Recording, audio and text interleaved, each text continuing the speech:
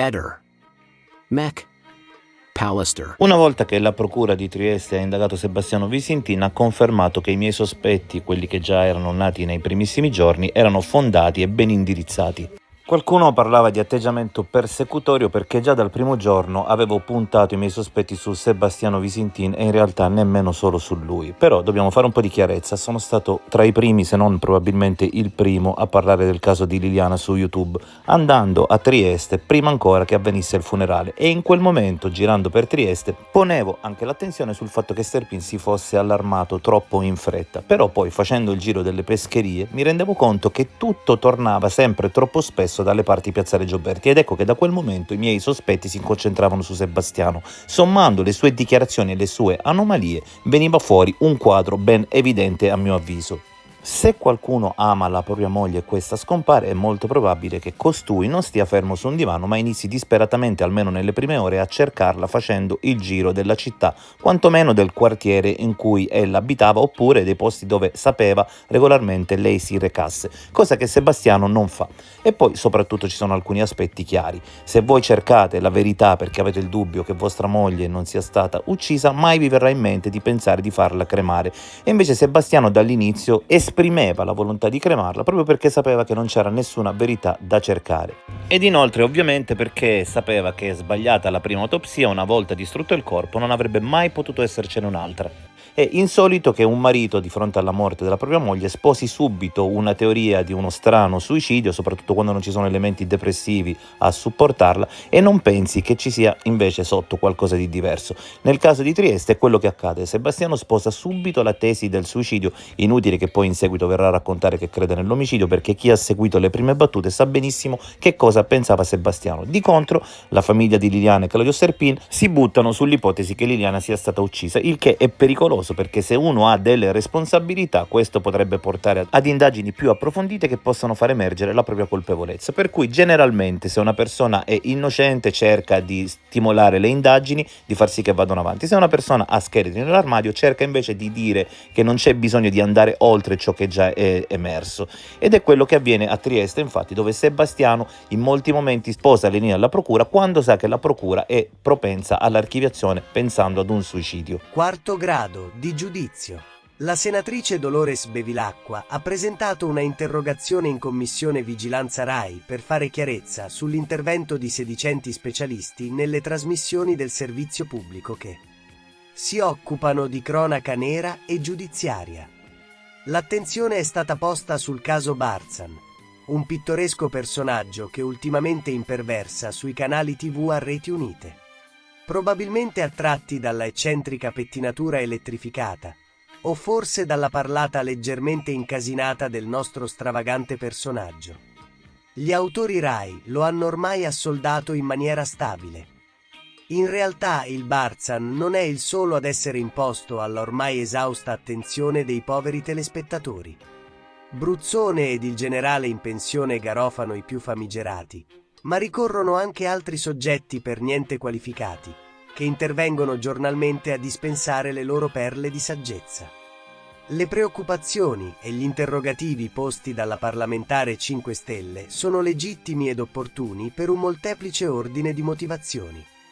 Intanto è del tutto iniquo, inopportuno e miserevole che un professionista, qualificato o meno, approfitti del mezzo pubblico di diffusione, cioè del più potente megafono, per orientare l'opinione pubblica a favore di un soggetto sospettato di crimini gravissimi, che lo ha ingaggiato.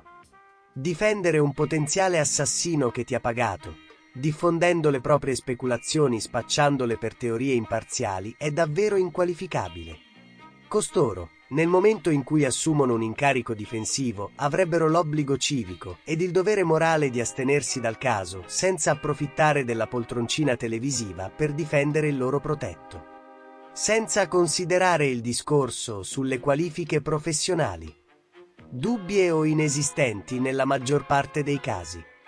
Non si capisce, per esempio, perché un ex generale dei RIS, che peraltro ha già collezionato una serie di defiance, biologo, dovrebbe esprimersi come giurista, criminalista, psicologo, meteorologo, acrobata circense, illusionista, eccetera, eccetera. Per non parlare della tuttologa motorizzata. Ma l'aspetto peggiore ed il più meschino è che tutti questi autoproclamati fenomeni non hanno l'onestà intellettuale di ammettere i loro fragorosi errori.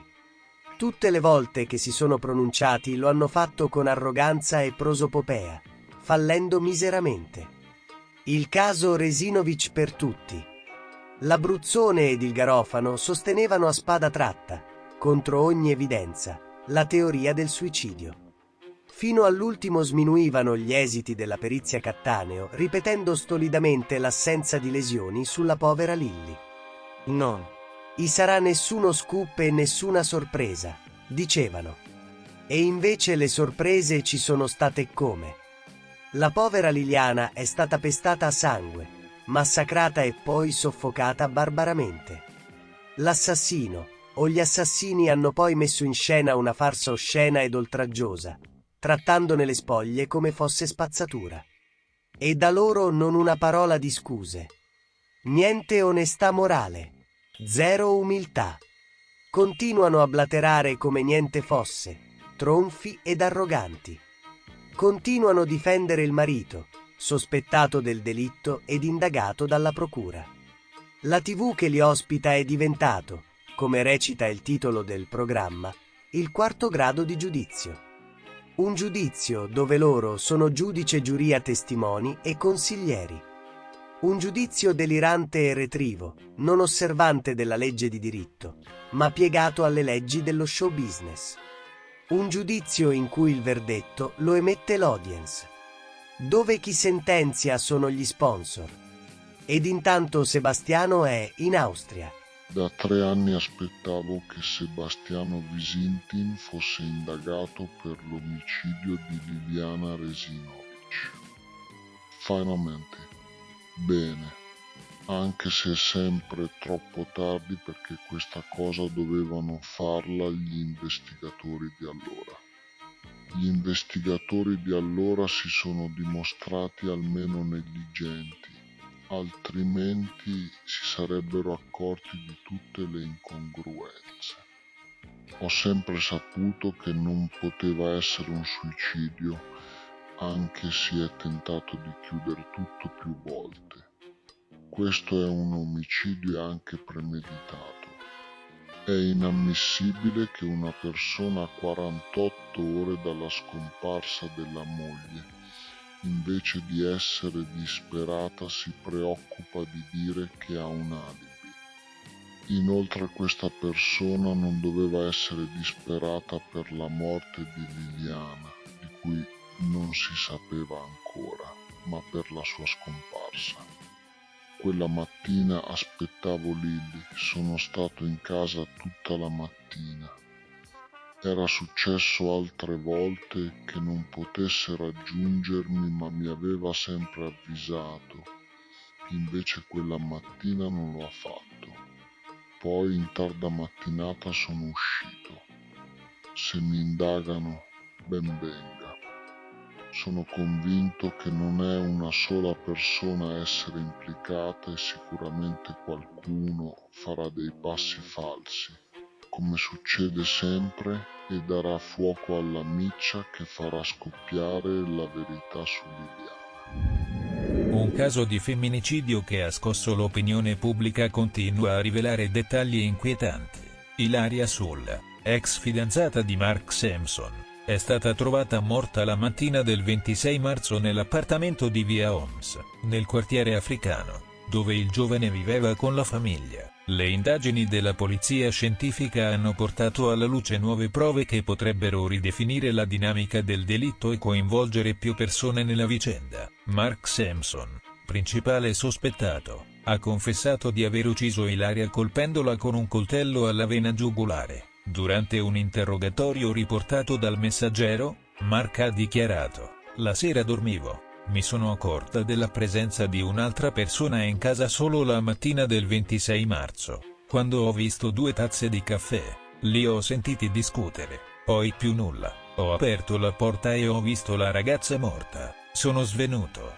Tuttavia", ha poi aggiunto, "abbiamo fatto sesso, poi ho ucciso Ilaria, ipotizzando un tentato suicidio. tesi prontamente smentita dagli inquirenti. La versione di Mark non coincide con quella di sua madre, Norseman Lapaz, né con quella di un altro individuo che avrebbe aiutato a ripulire il sangue della vittima. Secondo quanto emerso, il corpo di Ilaria è stato trovato con 3 coltellate al collo nella tarda mattinata del 26 marzo. Tuttavia, nuovi indizi sull'abbigliamento della vittima, pantaloni neri Bershka e una felpa bianca Andm sporca di sangue, suggeriscono che l'omicidio potrebbe essere avvenuto la sera del 25 marzo, e non la mattina del 26 come dichiarato da Mark. Questo implica che il cadavere potrebbe essere rimasto nell'appartamento per almeno 20 ore prima che venisse compiuto qualsiasi tentativo di occultamento. Le indagini della polizia scientifica hanno rivelato una scena del crimine intrisa di sangue. Come riportato dalla presse, i verbali di sopralluogo descrivono tracce ematiche ovunque. Sul muro del corridoio, nel piatto doccia, nei lavandini del bagno e della cucina, sui bastoni e i manici degli spazzoloni per pavimenti.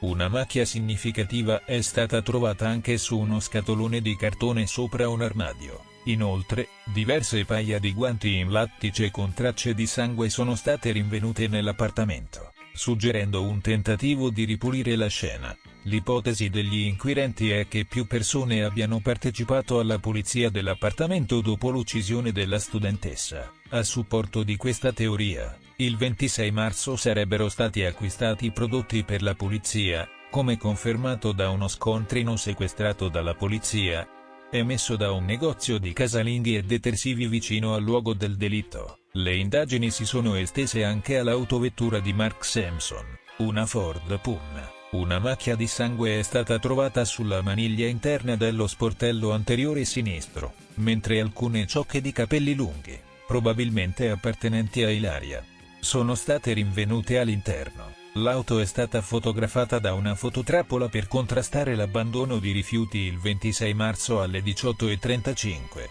poco prima che Mark si disfacesse del corpo. Questo dettaglio, insieme all'abbigliamento della vittima, contraddice la versione di Mark secondo cui l'omicidio sarebbe avvenuto la mattina del 26 marzo. Mark ha dichiarato che suo padre si trovava al lavoro vicino al Vaticano al momento del delitto, ma la sua posizione è ancora al vaglio degli inquirenti. Ha aggiunto che uno zio, che abita nello stesso palazzo, sostiene di essere stato al lavoro durante il femminicidio. Tuttavia, le discrepanze nelle testimonianze e le prove raccolte, come le tracce di sangue rilevate con il luminol, potrebbero trasformare l'accusa da occultamento di cadavere a concorso in omicidio per i familiari di Mark.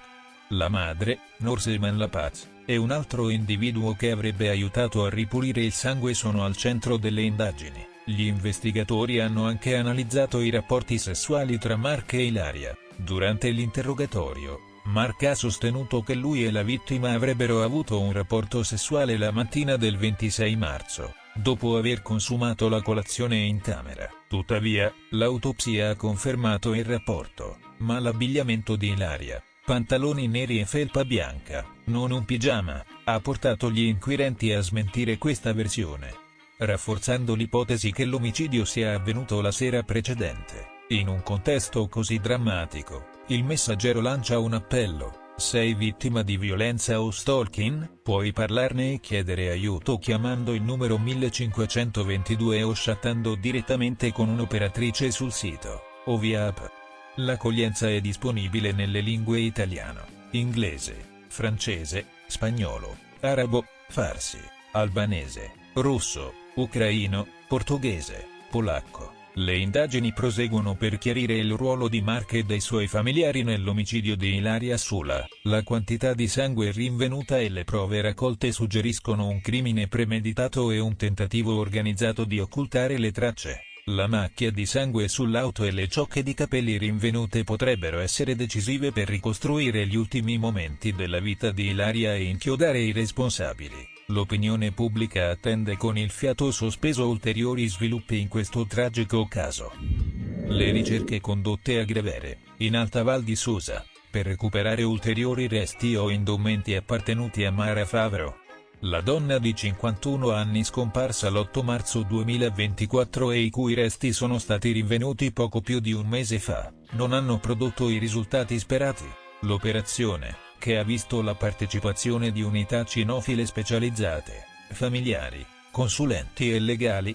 Aveva l'obiettivo di trovare frammenti ossei mancanti o oggetti personali che potessero chiarire le circostanze della sua morte. Nonostante l'impegno, il bosco impervio nei pressi del depuratore di Gravere sembra non custodire altri segreti, e le indagini sul campo potrebbero concludersi qui, lasciando aperte molte domande. L'area di ricerca, situata a pochi chilometri da Chiomonte, è stata battuta con meticolosità. I cani addestrati per rilevare tracce biologiche hanno perlustrato il terreno accidentato, affiancati da esperti e volontari. Presenti anche il fratello e l'ex marito di Mara, per i quali l'esperienza è stata particolarmente intensa. Era la loro prima visita al luogo che ha confermato la tragica sorte della donna. Con loro, il criminologo Fabrizio Pace, dell'associazione Penelope, e l'avvocato Roberto Saraniti, che rappresenta la famiglia. L'obiettivo era non solo completare il recupero dei resti, ma anche cercare indizi che potessero confermare la dinamica degli eventi. Un capo di abbigliamento, un oggetto personale o un assegno di violenza. Tuttavia, la natura selvaggia del sito, con la sua vegetazione fitta e i diruppi, ha reso il compito arduo, e le speranze di trovare nuovi elementi si sono infrante. Il ritrovamento dei resti di Mara, avvenuto a fine febbraio 2025, ha rappresentato una svolta cruciale. Dopo un anno di incertezze, l'analisi del DNA ha confermato l'identità della donna, mettendo fine alla ricerca di una persona viva ma aprendo un nuovo capitolo investigativo. La scoperta ha permesso di localizzare il corpo e di accertarne la morte, ma le cause del decesso rimangono un enigma. Le prime indiscrezioni emerse dall'autopsia, affidata al medico legale Roberto Testi, parlano di segni compatibili con numerose coltellate, un dettaglio che suggerisce un'azione violenta. Tuttavia, il responso definitivo, atteso per metà maggio 2025, sarà decisivo per confermare questa ipotesi e chiarire se la morte sia avvenuta per mano di terzi. L'inchiesta, coordinata dal procuratore Cesare Parodi, procede con le accuse di omicidio e occultamento di cadavere. 2 persone sono sotto indagine: Vincenzo Luca Milione, gestore della pizzeria Don Ciccio di Chiomonte, dove Mara lavorava come cameriera, e Cosimo Esposito, ex pizzaiolo del locale. La pizzeria rappresenta il punto di partenza del mistero. È lì che Mara è stata vista per l'ultima volta, la notte della sua scomparsa. Le indagini si concentrano sulle loro testimonianze, che presentano incongruenze, e sul tentativo di ricostruire cosa sia accaduto dopo che Mara ha lasciato il locale. L'autopsia preliminare ha evidenziato lesioni che potrebbero indicare un'aggressione, ma solo gli esami finali potranno fornire un quadro chiaro, determinando se i 2 indagati abbiano un ruolo nella vicenda o se altre piste debbano essere esplorate. Per i familiari, il dolore della perdita si mescola alla frustrazione per l'assenza di risposte definitive. La visita a Gravere è stata un momento di confronto con la realtà, ma anche un'occasione per ribadire la loro determinazione a cercare la verità. La fine delle ricerche sul campo non chiude il caso, che rimane aperto in attesa di nuovi sviluppi giudiziari. La comunità di Chiomonte è Susa, profondamente colpita, continua a seguire la vicenda, sperando che l'inchiesta possa presto fare luce su una tragedia che ha scosso l'Alta Val di Susa. Autopsia e segni di violenza. L'autopsia, iniziata il 12 marzo 2025, ha confermato tracce di morte violenta, con segni compatibili con molteplici coltellate, soprattutto alla schiena. Gli esami, condotti dal medico legale Roberto Testi e dall'antropologa Greta Cena, sono ancora in corso, e i risultati definitivi sono attesi entro 60 giorni.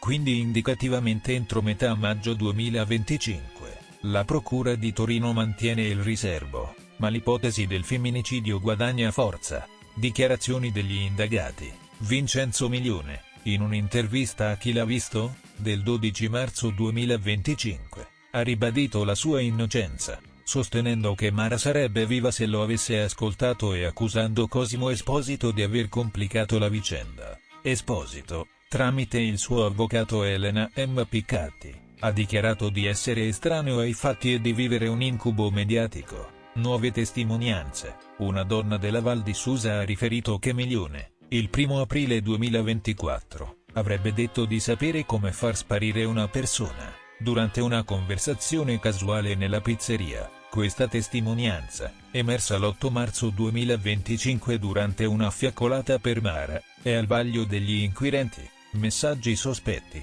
Il criminologo Fabrizio Pace ha confermato che i messaggi inviati dal telefono di Mara dopo le 3:00 dell'8 marzo 2024, e forse anche quelli precedenti, non sembrano scritti da lei, suggerendo un possibile depistaggio. L'omicidio di Vittorio Boiocchi, una faida mortale nella Curva Nord, Milano, 29 ottobre 2022.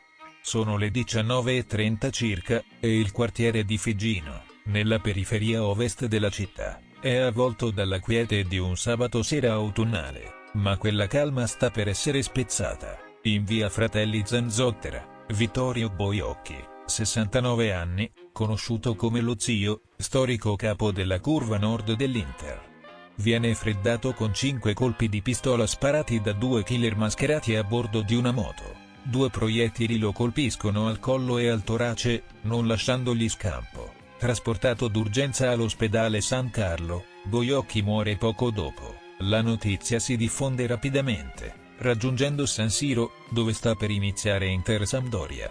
La Curva Nord, il cuore pulsante del tifo nerazzurro, si svuota in segno di lutto, gli striscioni vengono ammainati, i cori tacciono, e all'intervallo gli ultras abbandonano gli spalti. Quell'omicidio non è un semplice regolamento di conti, è l'epilogo di una guerra di potere che ha dilaniato la Curva Nord, un mondo dove passione sportiva, affari illeciti e criminalità organizzata si intrecciano pericolosamente. Al centro della vicenda, un rapporto burrascoso tra Boiocchi e Andrea Beretta, detto Berro, suo ex delfino e, secondo la procura di Milano, mandante dell'omicidio. Grazie a un'inchiesta della Direzione Distrettuale Antimafia, culminata l'11 aprile 2025 con 6 arresti, la verità su quel delitto sta emergendo, rivelando una rete di rivalità, tradimenti e interessi economici, il ritorno dello zio e le tensioni crescenti. Vittorio Boiocchi non era solo un ultras, per oltre 40 anni. Il suo nome aveva dominato la Curva Nord, fondatore dei Boys Sun nel 1969, era una figura carismatica e temuta, capace di unire migliaia di tifosi sotto la sua leadership, ma la sua vita era stata segnata anche da un passato criminale, 26 anni di carcere per reati come narcotraffico, rapina, sequestro di persona e associazione a delinquere, uscito di prigione nel 2020. Dopo l'ultimo arresto nel 2019, Boiocchi era tornato a Milano con un solo obiettivo: riprendere il controllo della Curva Nord, che durante la sua assenza era passata nelle mani di Andrea Beretta. Beretta, 49 anni, detto Berro, era stato scelto da Boiocchi come suo erede. Ex leader della Curva, aveva consolidato il suo potere gestendo gli affari legati al tifo, merchandising, parcheggi, biglietti. Ma il ritorno dello zio aveva destabilizzato gli equilibri. Boiocchi non era disposto a cedere il comando, e le discussioni con Beretta si fecero sempre più frequenti e violente. Secondo quanto riferito da Beretta, diventato collaboratore di giustizia nel 2024, i motivi di scontro erano molteplici: soldi, donne, visioni diverse sul futuro della Curva. Uno dei primi dissidi riguardò una donna che frequentava la Curva Nord e altri ambienti sportivi milanesi, come il Basket Milano e l'Hockey Milano. Beretta racconta di aver avuto una breve relazione con lei, interrotta perché sposata. Quando la donna si avvicinò a Boiocchi, nacque una frizione. Penso che per ripicca si sia avvicinata a lui, dirà Beretta ai magistrati. Ma il vero nodo del conflitto era economico: la gestione del negozio di Pioltello, un punto vendita di merchandising nerazzurro che generava introiti significativi. Boiocchi accusava Beretta di appropriarsi indebitamente dei profitti. Vittorio mi ha accusato di rubargli i soldi, confesserà il Berro. Per placare le tensioni, Beretta consegnò la documentazione dell'attività a un commercialista di fiducia di Boiocchi, ma il sospetto reciproco non si dissolse mai. Soldi, potere e il summit di Roma. La Curva Nord non è solo un luogo di tifo, è anche un sistema economico. con attività che spaziano dalla vendita di gadget alla gestione dei parcheggi intorno a San Siro. Secondo intercettazioni emerse in indagini precedenti, Boiocchi vantava guadagni di circa 80.000 euro al mese, tra biglietti, parcheggi e contributi di venditori ambulanti. Questi introiti erano il vero cuore del potere nella curva, e Beretta, durante l'assenza dello zio, ne aveva preso il controllo. Ma con il ritorno di Boiocchi, la lotta per la leadership si trasformò in una guerra senza esclusione di colpi.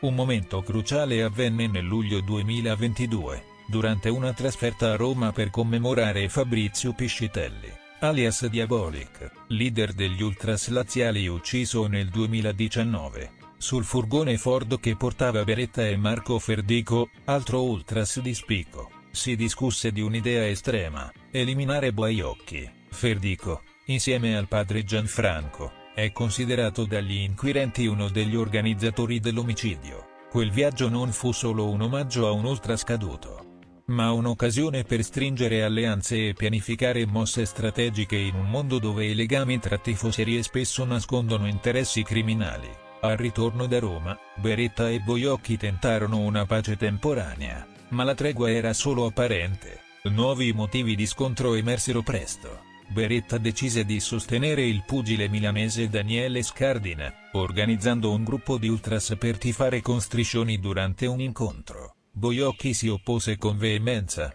"Non ci importa niente del pugilato", urlò fuori dal palazzetto, ribadendo che la curva nord doveva restare fedele al calcio e all'Inter. Un altro dissidio riguardò un gemellaggio con gli ultras bulgari del Botev Plovdiv, che Beretta appoggiava e Boiocchi rifiutava, temendo di perdere il controllo sul suo regno. Il Berro provò anche a diversificare gli affari, lanciando una linea di abbigliamento con il simbolo della Rosa dei Venti, simile a quello di una nota marca di moda. Boiocchi lo accusò di agire senza autorizzazione. "Che appunto fai questa cosa qua?" Anche il tentativo di Beretta di entrare nella gestione del parcheggio della discoteca Aria, vicino a San Siro, fu bloccato dallo zio, che vedeva in ogni mossa del suo ex pupillo una minaccia alla sua autorità. L'incontro al bar Tenconi, una pistola nascosta. L'estate del 2022 segnò l'apice della tensione, dopo una telefonata infuocata, in cui Boiocchi insultò Beretta definendolo un pezzo di me. Il Berro perse la pazienza: "Adesso m'hai rotto i caga. Ci ammazziamo di botte." Boiocchi lo convocò al bar Tenconi, in via Tesio, vicino a San Siro, per un confronto diretto. Beretta non andò solo, con lui c'era Carlo Trovato, figura nota della malavita milanese, chiamato forse come mediatore o garante. Al tavolino del bar, i toni si fecero incandescenti. Beretta elencò i dissidi degli ultimi mesi: il negozio, la donna, le scelte sul tifo. Boiocchi, invece, tornò a battere sul tema dei soldi, accusandolo di slealtà. Alle loro spalle, nascosta tra i presenti, c'era Deborah Turiello, soprannominata la contabile della Nord per il suo ruolo nella gestione finanziaria della curva. Come emerso dall'inchiesta Doppia Curva, un dettaglio inquietante fu rivelato successivamente da Mauro Nepi, ultras indagato ma non arrestato. Durante quell'incontro, Boiocchi era armato. La pistola, però, non era con lui, l'aveva affidata a Turiello, che la teneva nella borsa. Un segnale chiaro di quanto la fiducia tra i due fosse ormai svanita. L'agguato e la svolta delle indagini. Il 29 ottobre 2022, l'escalation culminò nell'omicidio. I killer, appostati in via Anghilleri, conoscevano le abitudini di Boiocchi, che come sorvegliato speciale doveva rientrare a casa entro le 22. Uno rimase in sella alla moto, l'altro si avvicinò e sparò con una Luger 919 di fabbricazione ceca. 2 colpi andarono a segno, uccidendo lo zio davanti al cancelletto del suo palazzo. Le indagini, coordinate da EPM Paolo Storari e Sara Ombra, con il supporto della squadra mobile di Milano, diretta da Alfonso Iadevaia e Domenico Balsamo, si concentrarono subito sul mondo ultras. Ma per quasi 2 anni il caso rimase irrisolto. La svolta arrivò nel 2024, quando Andrea Beretta, arrestato per l'omicidio di Antonio Bellocco, rampollo di una cosca di 'ndrangheta, decise di collaborare con la giustizia. Dal carcere di San Vittore, il Berro fece una confessione shock. Io sono il mandante dell'omicidio di Baiocchi. Secondo la sua versione, confermata da riscontri investigativi, l'omicidio fu commissionato per 50.000 euro, suddivisi tra i partecipanti, con un movente economico. Eliminare il leader della Curva Nord per prenderne il posto e controllare i profitti illeciti. Volevo dividere i guadagni, ammise Beretta. L'11 aprile 2025, la squadra mobile eseguì 6 ordinanze di custodia cautelare, firmate dalla GIP Daniela Cardamone. Tra gli arrestati, Beretta, considerato il mandante, Marco Ferdico e suo padre Gianfranco, accusati di aver organizzato il delitto, e 2 esecutori materiali, un 41enne italiano arrestato a Vibo Valentia e un 30enne bloccato a Svetivlas, in Bulgaria. Dopo un'operazione coordinata con la polizia bulgara, gli altri indagati, Daniel D'Alessandro, Cristian Ferrario e Pietro Andrea Simoncini, tutti legati al tifo organizzato, completano il quadro di un omicidio pianificato con modalità mafiose, come contestato dalla procura.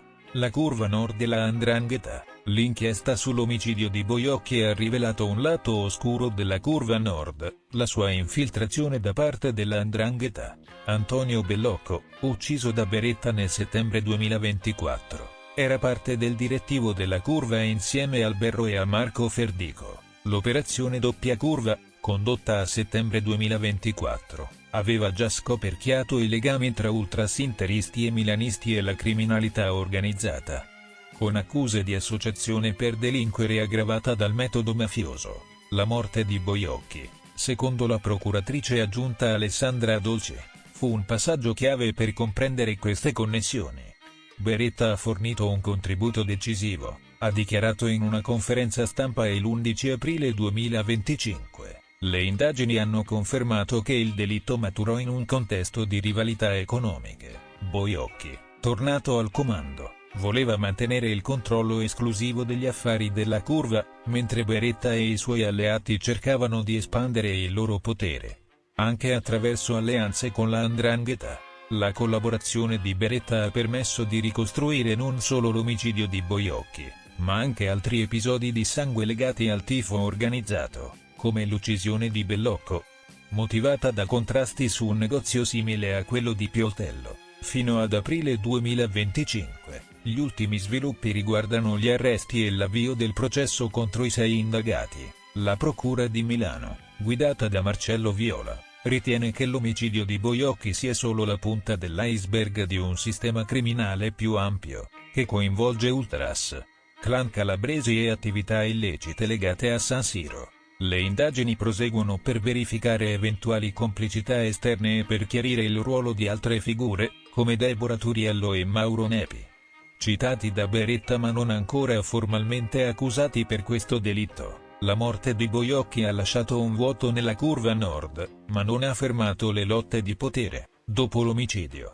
il tifo organizzato ha cercato di riorganizzarsi, con nuove generazioni che hanno preso il posto della vecchia guardia. Tuttavia, la memoria dello zio resta viva. A Figino, un altare con sciarpe, foto e girasoli segna il luogo dell'agguato, mentre il murales con il suo volto è diventato un simbolo per i tifosi. Ma la Curva Nord non è più quella di un tempo. Le inchieste giudiziarie hanno indebolito la sua struttura, e il rischio di nuovi conflitti resta alto. L'omicidio di Vittorio Baiocchi non è solo la storia di una faida tra ultras, è il racconto di un mondo dove il tifo si mescola alla criminalità, dove il potere si conquista con il denaro e si difende con il sangue. Andrea Beretta, da erede designato a traditore, ha segnato il destino dello zio, ma la sua collaborazione con la giustizia potrebbe scuotere ulteriormente le fondamenta della Curva Nord. Mentre Milano guarda al futuro, il caso Baiocchi rimane un monito. Dietro gli striscioni e i cori, si nasconde spesso una realtà molto più oscura. Ehi, non dimenticare di iscriverti a questo canale.